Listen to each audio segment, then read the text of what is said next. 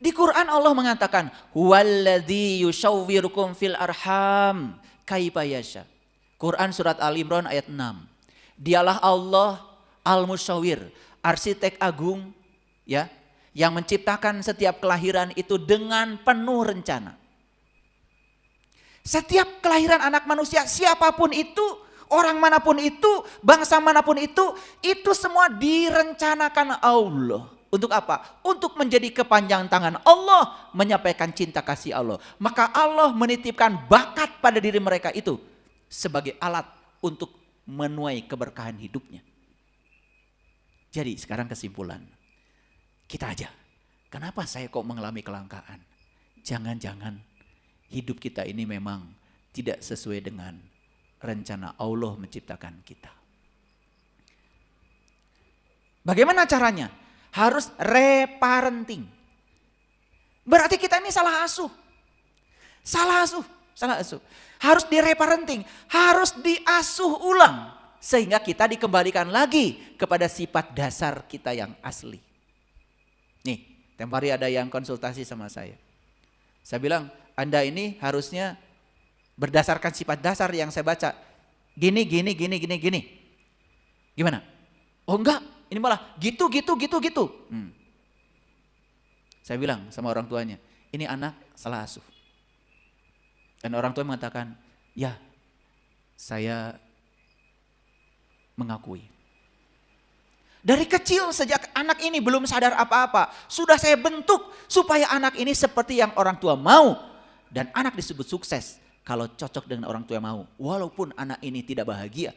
Karena apa? Dia melakukan sesuatu yang tidak sesuai dengan bakat yang diberikan Tuhan kepadanya. Bayangkan anak dipaksa untuk sekolah tinggi, padahal tipe otak dia kreatif bukan, logik bukan. Padahal dia itu tipenya mungkin tipe emosi. Bagusnya kalau dia itu ke seni ya, yang ada hubungannya dengan, dan jangan mengira bahwa kalau orang menekuni seni tidak akan kaya. Apapun yang ditekuni kalau itu dari Allah pasti membuat dia berkelimpahan. Kira-kira sudah bisa dapat bayangan kenapa kelangkaan itu terjadi? Oke, bisa ya? Nah, jadi Bapak Ibu tugasnya apa sekarang? Memutus. Kalau kita pernah dididik seperti itu oleh orang tua kita dan menyebabkan kita mengalami kelangkaan, udah stop. Cara berpikir orang tua kita tuh stop di kita aja. Untuk anak-anak kita nggak boleh lagi. Periksa dia tipe otaknya apa, periksa dia golongan darahnya apa. Di profiling, di mapping dia. Supaya apa? Supaya dia menemukan jalur hidupnya yang membuat dia bahagia. Karena apa? Satu-satunya jalan mencapai kebahagiaan adalah kebahagiaan itu sendiri. Ulangi ya. Satu-satunya jalan mencapai kebahagiaan adalah kebahagiaan itu sendiri. Bayangkan anak-anak disuruh sukses padahal dia berada di jalur yang dia sendiri tidak bahagia di jalur itu. Maaf ya, saya banyak dapat konsultasi. Ada anak yang tidak mau jadi dokter, bahkan lihat darah aja takut. Dipaksa oleh orang tuanya harus jadi dokter. Dan bertahun-tahun dia menekani profesi itu. Bahkan saat ada orang yang patah tulang macam-macam, itu dia stres. Bukan menolong pasien. Apa yang terjadi? Seumur hidup berarti dia berada di pekerjaan yang tidak membahagiakannya. Disitulah akan muncul penyakit kanker, tumor, macam-macam. Kenapa? Dia depresi sepanjang hidupnya. Bisa dipahami? Oke, jadi sekarang mengerti ya penyebabnya. Nah, makanya di Islam itu ada kata-kata kullu amrin dzibalin la yubda'u bihi basmalah fahuwa aqta. Setiap pekerjaan yang tidak dimulai dengan basmalah putus tidak menjadi amal. Sayang sekali ini hadis hanya dipahami kalau mau melakukan pekerjaan baca bismillahirrahmanirrahim, itu tidak paham. Padahal bismillahirrahmanirrahim artinya atas nama Allah yang Maha Pengasih dan Maha Penyayang, saya datang ke dunia ini diutus oleh Allah untuk menjadi kepanjangan tangan Allah menyampaikan kasih sayang Allah. Berarti sebetulnya saya dibekali oleh Allah potensi yang hebat dan saya sebenarnya jenius di bidang yang saya punya. Gitu enggak Bapak Ibu? Tidak kan? Lalu kita melakukan pekerjaan seperti kebanyakan orang. Hasilnya ya seperti kebanyakan orang. Saya kasih tahu. Kalau kita ini ahli, tetapi keahlian kita banyak yang bisa, itu menjadi tidak ahli, itu menjadi umum. Ulangi ya. kita ini ahli. Tapi keahlian kita itu banyak orang yang bisa. Itu tidak ahli lagi, itu tidak profesional. Itu jadi keahlian yang bersifat umum. Nilai kita itu seperti umum. Dokter umum dengan dokter spesialis beda harga. Kenapa? Karena dia satu-satunya yang ahli di bidang itu. Paham ya? Nah, makanya pertama temukan apa kesukaan saya. Yang kedua, apakah yang saya suka ini dibutuhkan orang atau tidak? Yang ketiga, saya sudah menemukan yang saya suka. Dan yang saya suka dibutuhkan banyak orang. Apakah memungkinkan yang saya suka ini menjadi satu pekerjaan bagi saya? Dan pekerjaan itu hanya pekerjaan yang bisa dilakukan oleh saya satu-satunya. Itu menjadi spesialis. Begitu spesialis, saya kasih tahu. Kita tidak mencari uang. Uang akan nguber-nguber kita. Begitu kita spesialis. Oke? Nah, baik, sekarang mari kita baca ayatnya. Bapak Ibu, Quran surat At-Tolak ayat yang kedua. Surat At-Tolak ayat yang kedua. Saya tidak membacakan semua ayat ini, tapi saya hanya memenggal bagian akhir dari Quran surat At-Tolak ini. Dan ini sudah tidak asing lagi. Bahkan banyak sekali di toko-toko buku yang menjual ini sebagai doa 1000 dinar. Disebut doa 1000 dinar karena ini penarik rezeki. Tetapi banyak yang sudah baca doa ini berulang-ulang, ternyata rezekinya gak datang-datang. Ingat bahwa doa yang berupa kata-kata itu hanya casing luar. Sebetulnya yang dipahami semesta bukan casing luarnya, tetapi getaran yang di dalam. Oke, mari kita baca. Nah, di penghujung Quran surat At-Tolak ayat yang kedua, Allah berfirman, "Wa may yattaqillaha yaj'al lahu makhraja." Barang siapa bertakwa kepada Allah, niscaya dia akan mengadakan baginya jalan keluar. Perhatikan saya. Barang siapa yang bertakwa kepada Allah, maka dia akan diberikan jalan keluar. Tentu saja ini jalan keluar dari apa? Betul nggak? Jalan keluar dari apa? Kalau disebut jalan keluar, berarti kita di dalam atau di luar? Di dalam. Ulangi ya. Kan ini akan diberi jalan keluar. Berarti posisi kita di mana? Di luar apa di dalam? Di dalam. Di dalam apa? Kita sedang terkurung oleh jeruji yang diciptakan oleh kita sendiri. Makanya ya, di buku The Power yang ditulis oleh seorang yang sangat inspiratif tingkat dunia. Ketika kita memikirkan sesuatu yang negatif, kita ini membuat satu jeruji. Memikirkan yang negatif lagi, kita bikin 2 jeruji. Memikirkan yang negatif lagi, kita membuat 3 jeruji. Bayangkan, selama hidup Bapak Ibu berpikir negatif sudah berapa kali? Tak terbatas bukan? Kalau diibaratkan sangkar burung, kira-kira jerujinya itu udah berapa banyak itu? Di mana kita tertinggal? Di dalam. Siapa yang bikin jeruji itu? Kita sendiri. Jadi ternyata pikiran dan perasaan yang negatif mampu menciptakan jeruji persis seperti kita berada di sangkar burung. Oke. Paham sampai sini? Nah, tapi ayat ini sendiri didangkalkan. Barang siapa yang bertakwa kepada Allah, niscaya Allah akan mengadakan jalan keluar baginya. Udah aja, takwa aja, takwa. Takwa, apa? Udah. Perbanyak baca Quran, perbanyak sholat sunnah, tahajud, duha, pokoknya wah luar biasa. Tetapi malah semakin tidak ada jalan keluar. Kenapa? Karena kita tidak memahami ayat ini secara persis.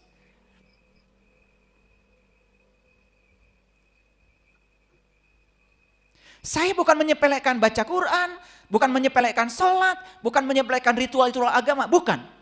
Kalau itu dilakukan dengan kesadaran, yes. Apalagi baca Qur'annya bisa menangkap esensinya, yes. Tapi kalau cuma mengulang-ulang bacaan dan kita sendiri tidak mengerti yang kita baca, Allah tidak memahami casing luar. Allah memahami getaran yang di dalam. Clear sampai sini? Oke, pahami ini dengan baik. Baik, jadi kita udah terkurung di mana tadi? Di dalam sangkar. Siapa yang bikin jerujinya? Kita sendiri. Yang tahu berapa banyak jeruji yang kita bikin siapa? Siapa? Kita aja terus. Siapa? Bilang saya sekali-kali ya. Berani mengambil risiko. Kalian itu saya diikut-ikut aja. Ulangi. Kita terkurung di mana sekarang? Di dalam. Ya. Siapa yang bikin jerujinya? Saya. Jadi saya sekarang sedang terkurung di jeruji buatan saya. Dibuat oleh pikiran, perasaan, dan kata-kata saya sendiri. Yes. Oke. Sekarang saya ingin ada jalan keluar. Gimana caranya? Logikanya gimana? Berarti jeruji-jeruji yang pernah saya buat itu harus saya patahkan satu-satu. Dan di mana jeruji itu ada sekarang? Di alam bawah sadar saya. Berarti saya harus mengubah program-program salah pada diri saya. Harus saya runtuhkan satu persatu. Sehingga saya bisa menemukan jalan keluar. Jadi takwa dalam konsep ini apa sebetulnya? Takwa dalam konsep ini adalah mematahkan semua jeruji buatan kita sendiri.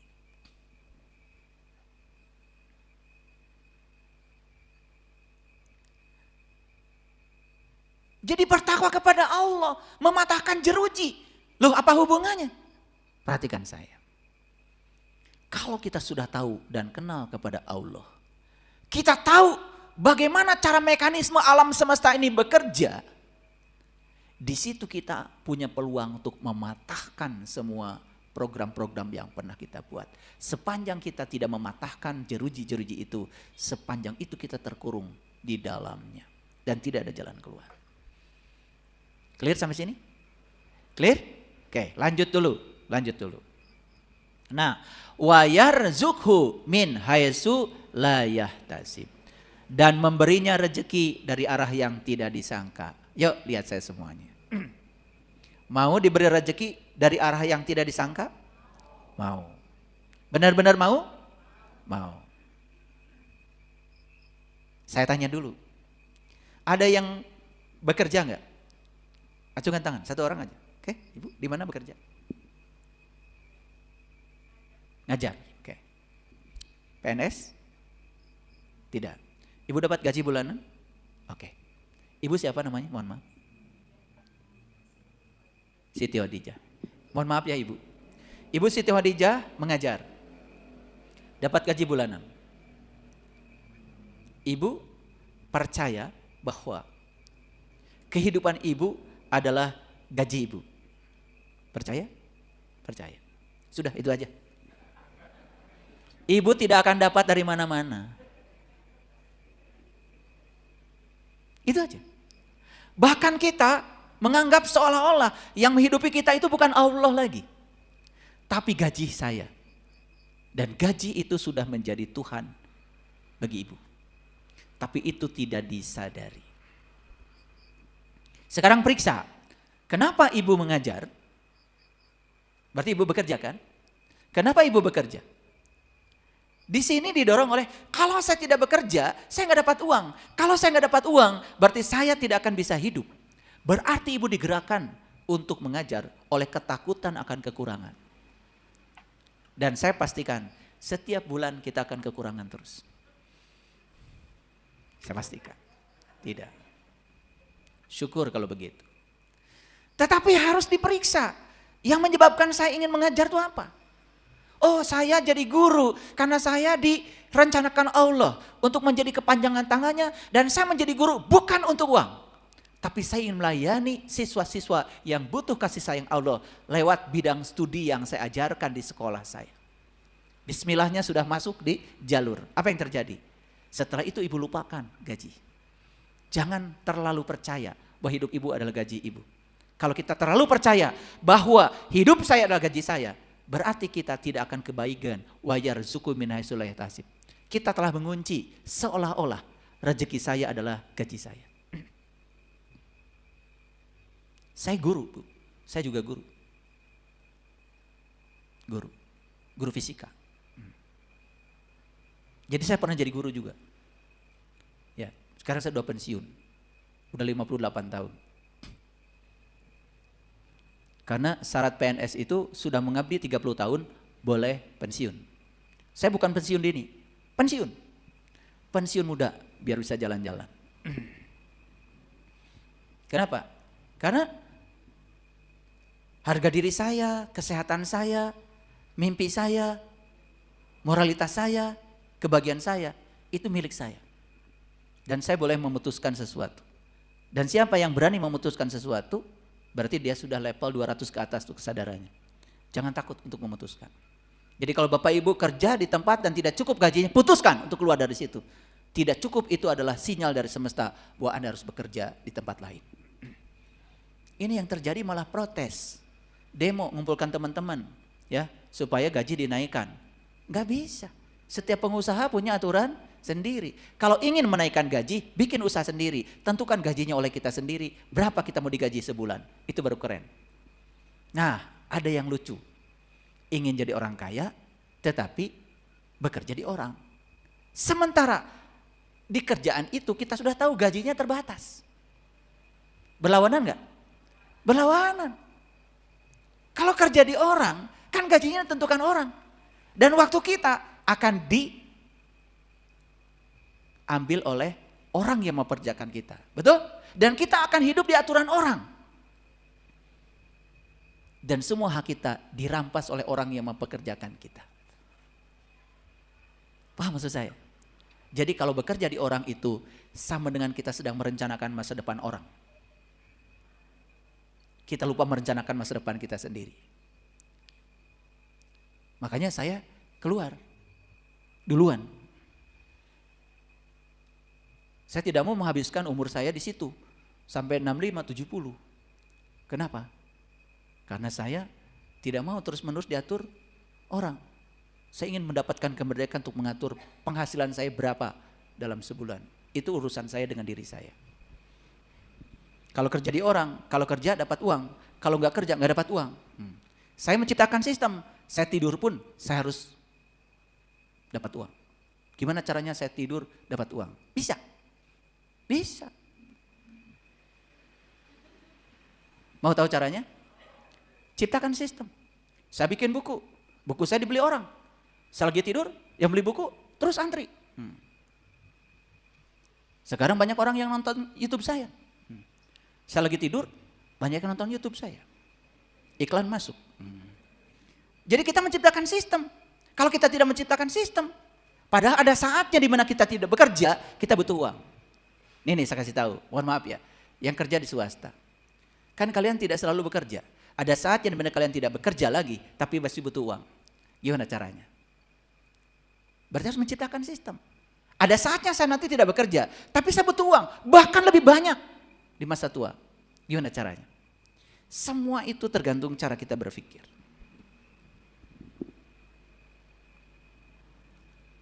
Saya bikin kos-kosan. Yang ngekos bayar, walaupun saya tidur. Betul nggak? Iya, ruko-ruko yang di depan bayar. Saya mau tidur siang, mau tidur malam, mau tidur sore, tetap aja dia bayar. Jadi kita harus menciptakan sistem. Gimana caranya? Mengubah pikiran dan perasaan kita. Tentu banyak hal lain, ibu bapak. Tetapi kita sering tidak berpikir tentang itu. Padahal ada saatnya di mana kita tidak bekerja, butuh uang.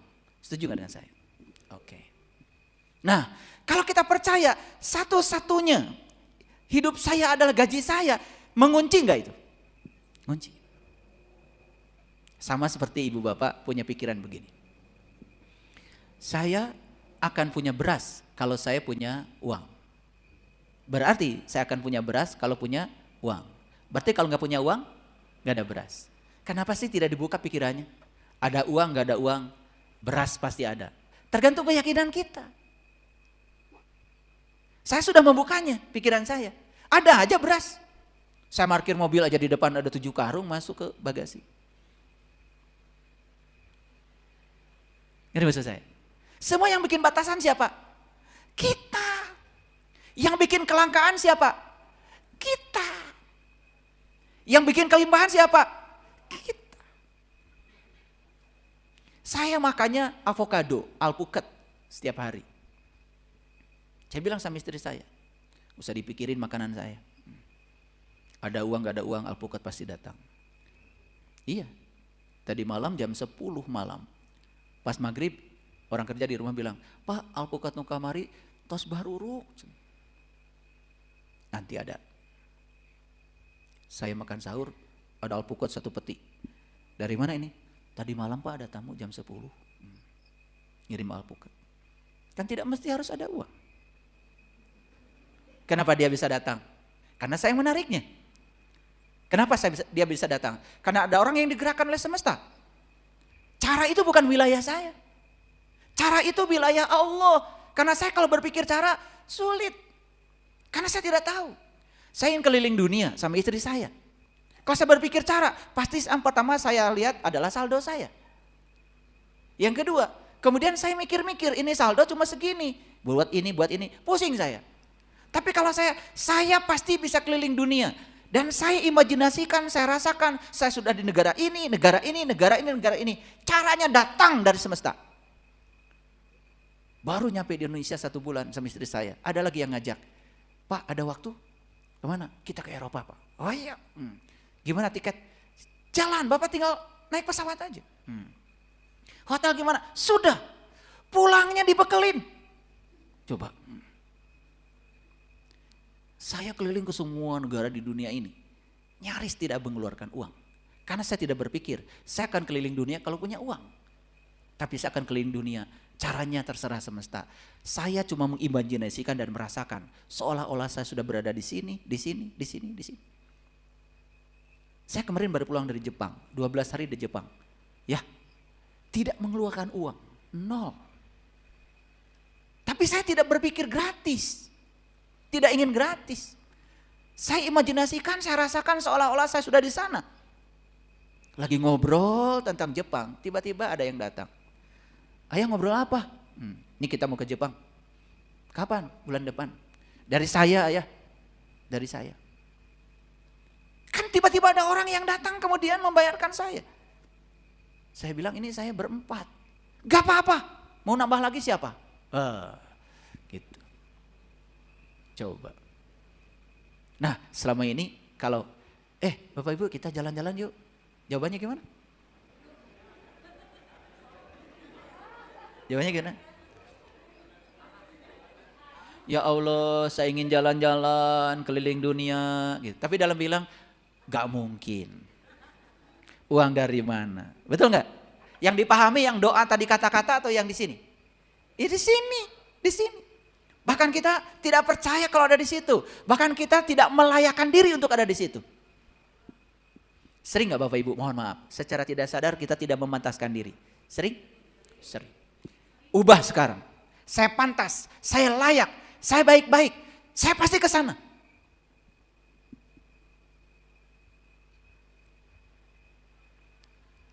Jadi ngerti sekarang.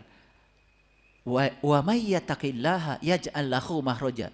Barang siapa yang bertakwa kepada Allah, Allah akan berikan jalan keluar. Keluar dari mana? Keluar dari penjara lama, masuk dalam dunia baru. Patahkan semua jeruji. Gimana caranya? Yakin kalau semua yang negatif yang kita buat selama ini yang membuat kita terpenjara bukan dari Allah.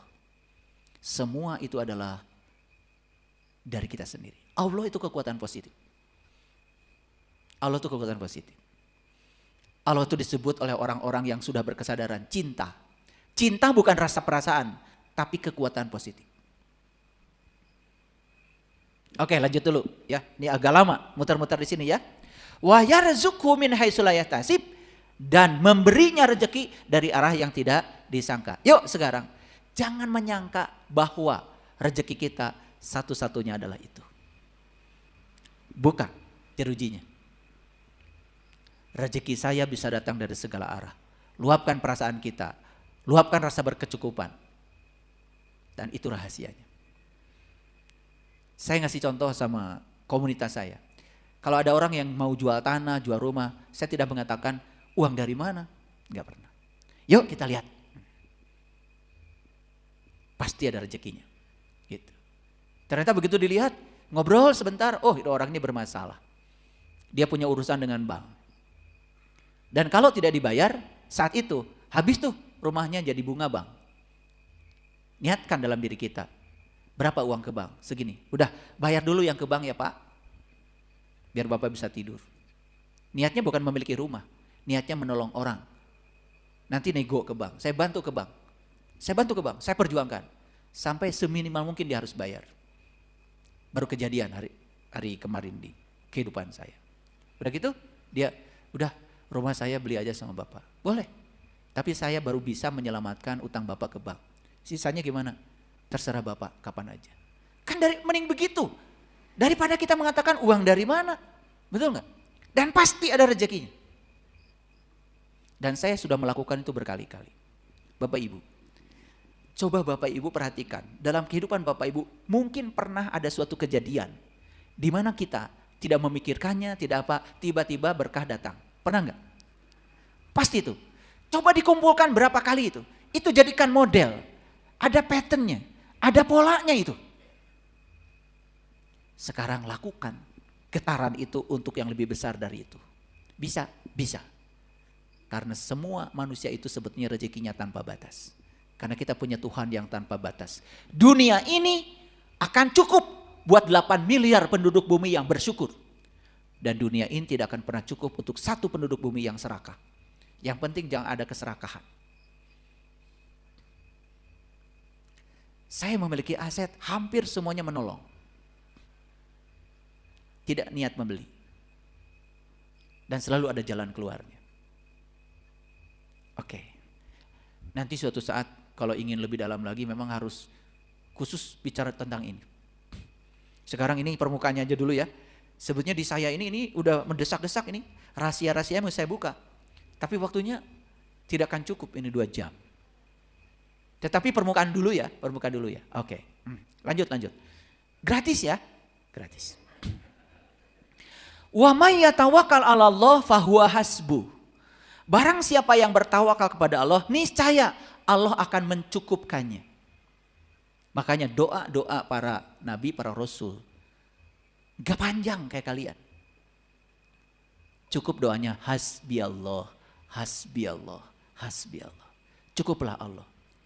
Tetapi kata-kata itu datang dari pengalaman. Kalau kalian kan ngapalin. Hasbiyallah, ngapalin. Gimana hasbi Allah itu datang dari pengalaman. Merasa cukup dengan Allah. Bagaimana kita merasa cukup dengan Allah? Tahu Allahnya aja enggak. Kenal Allahnya aja enggak. Makanya kuncinya yang paling utama. Kenali dulu Allahmu itu. Kenali Tuhanmu itu. Siapa yang kenal dirinya, maka dia akan kenal Tuhannya. Sebelum mengenal Allah, kenali dulu diri sejatimu. Siapa sesungguhnya kamu? Karena dengan pengenalan akan itu kita tahu cara menempatkan diri di hadapan Allah. Bahkan kita tahu cara berkomunikasi dengan Allah. Dan komunikasi dengan Allah yang saya tahu tidak melalui bahasa-bahasa verbal. Itu casing luarnya. Tetapi komunikasi dengan dia adalah bahasa rasa, bahasa energi, bahasa getaran, bahasa frekuensi, bahasa vibrasi. Innallaha balighu amri. Sesungguhnya Allah melaksanakan segala urusan yang dikehendakinya. Qad ja'alallahu likulli syai'in qadra. Sesungguhnya Allah telah mengadakan ketentuan bagi tiap-tiap sesuatu. Hati-hati memahami ayat ini. Kalau Allah memberi ketentuan terhadap segala sesuatu, bukan berarti rezeki ditentukan oleh Allah. Umur ditentukan oleh Allah. Betul, tetapi cara menentukannya bukan berarti si A 1M, si B 3M, si C 4M. Mau punya Allah kayak gitu? Ya tentu tidak mau. Cara Allah menentukan itu dengan menggunakan hukum getaran. Hukum resonansi. Apa yang kamu pancarkan itu yang akan kamu terima. Makanya ada sebuah kata-kata bijak yang luar biasa. Ukuran yang digunakan untuk mengukur kamu, itu yang akan diukurkan kepada kamu. Paham? Ulangi. Ukuran yang kamu gunakan untuk mengukurmu, akan diukurkan kepadamu. Pernah gak kita mengukur diri kita? Saya tidak layak. Pernah? Ukuran yang digunakan untuk mengukur kamu, akan diukurkan kepada kamu. Begitu kamu bilang saya tidak layak, kamu akan ditentukan sebagai yang tidak layak. Tapi ketika kamu mengatakan saya layak, maka kamu juga akan dilayakkan. Ukuran yang digunakan untuk mengukur akan diukurkan kepada kamu. Ini kata bijak, datangnya dari Nabi Isa alaihissalam. Bukan kata-kata dari orang biasa, dari orang yang sangat intuitif. Jadi para sahabat, cara Allah menentukan tiap-tiap sesuatu itu tergantung kepada cara kita menentukannya. Allah sang fasilitator akan mengikuti apa maunya kita. Jadi semuanya berpulang kepada siapa? Berpulang kepada saya. Silahkan, mau langka, mau berkelimpahan, urusan ada pada kita sendiri. Lanjut dulu. Saya sampaikan Quran surat Al-Baqarah ayat 214. Apakah kamu mengira bahwa kamu akan masuk surga padahal belum datang kepadamu sebagaimana halnya orang-orang terdahulu sebelum kamu? Mereka ditimpa malapetaka, mereka ditimpa kesengsaraan, mereka digoncangkan. Sehingga berkatalah Rasul dan orang-orang yang beriman bersamanya, bilakah datangnya pertolongan Allah? Ingatlah sesungguhnya pertolongan Allah itu amat dekat. Ala inna nasrullahi qarib. Ini penghujung ayat ini luar biasa. Perhatikan saya. Ternyata ayat ini mengatakan untuk masuk surga itu kadang-kadang kita harus diperjalankan dulu pada situasi-situasi yang dalam tanda kutip neraka. Datang malapetaka, datang kesengsaraan, datang kegoncangan. Ada seorang peneliti yang mengatakan ternyata neraka itu berbatas.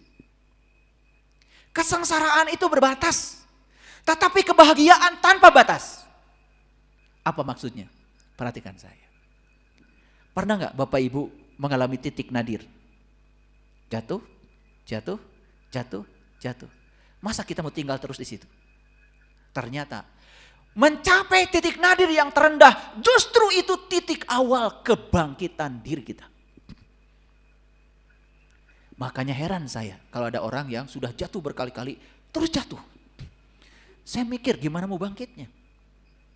Makanya ada salah satu di YouTube saya, ceramah saya, kajian saya judulnya jatuh 7 kali, bangkit 8 kali. Gak apa-apa jatuh 7 kali. Yang penting bangkitnya lebih besar daripada jatuhnya. Jadi kata Quran surat Al-Baqarah 214. Terkadang untuk memasukkan seseorang ke dalam kesadaran baru, dia harus melewati kesadaran-kesadaran yang mengerikan. Maka di ayat ini dikatakan datang malapetaka, datang kesengsaraan, digoncangkan kehidupannya. Saat itulah baru bertanya, di mana pertolongan Allah? Lalu Allah menjawab, ala inna nasrallahi qarib. Sesungguhnya pertolongan Allah itu dekat. Kan Allahnya juga dekat bersama kita. Dekatnya melampaui urat nadi leher kita. Jadi sebetulnya, kenapa sedekat itu Allah dengan kita?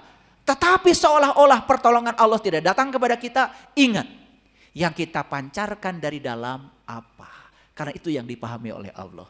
Jangan-jangan yang dipancarkan dari dalam adalah keraguan, ketidakmungkinan, betul nggak? Ketidakpantasan, ketidaklayakan, itu yang dipancarkan. Itu yang dipahami oleh Allah sebagai bahasa getaran, bahasa energi.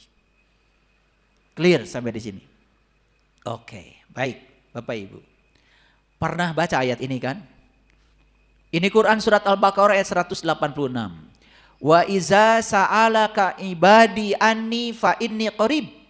Dan apabila hamba-hambaku bertanya kepadamu tentang aku, ya, fa inni qarib, aku adalah dekat. Ujibu da'wata da'i idza da'ani. Nah, maka aku adalah dekat. Aku mengabulkan doa orang yang berdoa apabila ia berdoa kepadaku. Perhatikan Bapak Ibu, ini bagian yang sangat penting. Ujibu da'wata da'i idza da'ani. Aku mengabulkan doa orang yang berdoa apabila ia berdoa kepadaku. Bapak Ibu yakin gak ayat ini? Yakin? Oke, kalau gitu saya mau nanya, apakah setiap Bapak Ibu berdoa dikabulkan oleh Allah? Kalian itu kalau ngejawab kadang-kadang gak mikir ya. Ulangi. Ini karena bagian penting saya ulangi. Ujibu da'wata da'i idza da'ani. Ya. Allah dekat? Yes. Aku mengabulkan doa orang yang berdoa apabila ia berdoa kepadaku. Yakin ayat ini? Yakin. Apakah setiap doa Bapak Ibu dikabulkan oleh Allah?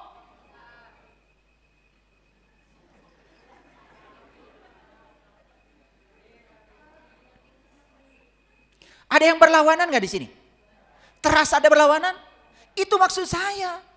Tanya saya, kenapa di ayatnya aku mengabulkan doa orang yang berdoa apabila aku berdoa? Kenyataannya setiap saya berdoa, kok nggak dikabulkan semua?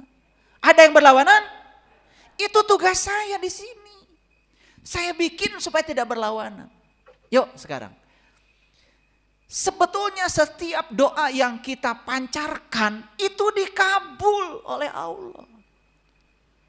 Tetapi yang dikabulkan oleh Allah bukan untaian kata-katamu. Yang dikabul oleh Allah itu adalah yang ada di balik casing itu. Getaran yang ada di dalam dirimu. Contoh, kita minta rezeki kan sama Allah. Saat minta rezeki kepada Allah, perasaan kita sedang kekurangan. Yang sedang didengar oleh Allah itu bukan permintaan rezekimu. Tetapi rasa kekurangan yang ada dalam dirimu. Maka yang datang kekurangan terus. Pengkabulan Allah bukan itu. Dikabulkan. Masuk akal sekarang? Kalian itu kebanyakan ngaji yang gak masuk akal. Banyak yang membahas ayat ini tapi gak jelas. Bahkan saya pernah bertanya orang yang ujibu da'wata da'i idza da'ani. Apabila kamu berdoa, aku akan mengabulkan doa orang yang berdoa. Apabila dia berdoa, saya tanya, kenapa Allah mengatakan akan mengabulkan doa setiap orang yang berdoa? Tapi faktanya ada doa yang dikabul, ada doa yang tidak dikabul. Bahkan kita ngajarin orang lain, kalau ingin dikabul doa syaratnya ini. Padahal dia juga belum pernah. Ngajarin ke orang aja. Ini yang disebut dengan kebohongan, bodong. Sekarang pahami sekali lagi, kata-kata yang kita ungkapkan lewat mulut kita, itu casing luar. Tetapi yang dibaca oleh semesta, yang dipahami oleh semesta, bukan kata-katanya. Allah tidak berbahasa Arab, Allah tidak berbahasa Sunda, Allah tidak berbahasa Inggris, Allah tidak berbahasa apapun. Karena semua bahasa manusia, buatan manusia. Tapi dia berbahasanya dengan bahasa getaran, bahasa energi, bahasa yang universal, bahasa rasa. Melampaui semua kata-kata. Paham sekarang? Oke. Ya Allah, berikanlah rezeki berlimpah kepadaku. Saat kita meminta rezeki itu, kita sedang merasa kekurangan. Getaran yang dipancarkan dari sini adalah perasaan kekurangan. Itu yang dipahami oleh semesta. Maka kita kekurangan terus. Clear? Dikabulkan enggak? Yakin ayat ini sekarang? Nah, kita memohon rezeki kepada Allah. Tetapi yang mendorong itu dalam diri kita adalah rasa syukur, rasa berkecukupan. Lalu kata-katanya tidak meminta lagi. Ya Allah, terima kasih atas sebuah kelimpahan yang entah Engkau berikan kepadaku. Aku merasa berkecukupan. Aku bahagia dengan semua yang aku miliki saat ini. Permintaan bukan? Permintaan. Tetapi permintaannya beda dengan yang tadi. Ditangkap oleh semesta rasa berkecukupan. Rasa berkelimpahan. Rasa bahagia. Maka kebahagiaan akan menarik kebahagiaan baru. Datang berkelimpahan. Jadi sebetulnya teknik berdoa kita ini selama ini kacau balau. Sudah bahasa Arab, gak ngerti artinya. Betul gak? Iya. Yang dipancarkan di dalam tuh apa sebetulnya? Niat apa dari dalam? Gak jelas. Kata Allah, permintaanmu tidak jelas.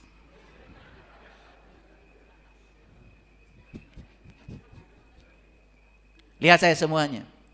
Ya Allah, berikan aku kesembuhan ya Allah. Berikan kesembuhan. Saat kita menyampaikan itu, kondisi batin kita sedang sakit. Sedang merasakan sakit. Betul? Sakit akan menarik sakit. Tambah sakit? Pengkabulan Allah bukan? dikabulkan. Ujibu da'wata da'i idza da'an. Sekarang ganti doanya. Ya Allah, terima kasih atas kesehatan yang telah Engkau berikan kepadaku.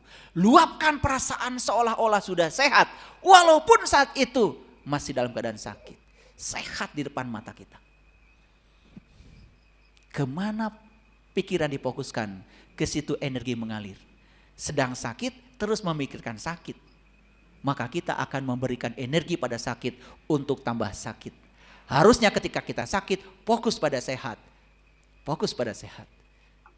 Dan rasakan seolah-olah sehat itu sudah milik kita. Saya punya ginjal cuma satu sebelah kiri. Gak ada ginjal kanan saya. Tapi setiap hari saya setiap meditasi, saya pegang dua-duanya seperti ini. Terima kasih kedua ginjalku, kamu keren. Saya imajinasikan saya punya ginjal di sini. Dalam imajinasi saya. Ternyata itu membuat saya menjadi kuat sampai hari ini. Saya bisa melayani kalian, bisa melayani banyak orang. Saya bisa naik gunung, mengalahkan orang yang ginjalnya 2. Saya bisa lari setiap hari 7 kilo. Habis sahur saya lari, bukan tidur lagi. Lari 7 kilo setiap hari. Jadi belajar spiritual itu bukan ngumpulin pahala. Belajar spiritual itu menciptakan kehidupan hari ini, di sini saat ini berkualitas. Sehat, berkelimpahan, merasa berkecukupan, penuh rasa syukur, bahagia setiap saat. Itulah spiritual. Terbaca hari ini di sini buktinya. Makanya kalau mau belajar itu, lihat dulu yang ngajarinya. Bisa membuktikan tidak. Baca doa 1000 dinar, rezekimu berlimpah. Yang ngomong juga, minta sumbangan.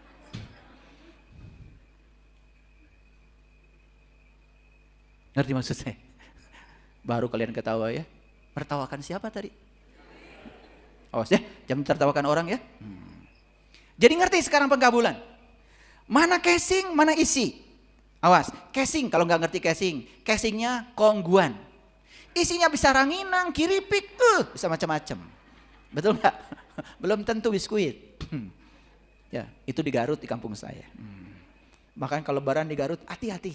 Ya, kalau ada kongguan, wih, biskuit, hati-hati. Bisa impun itu dalamnya.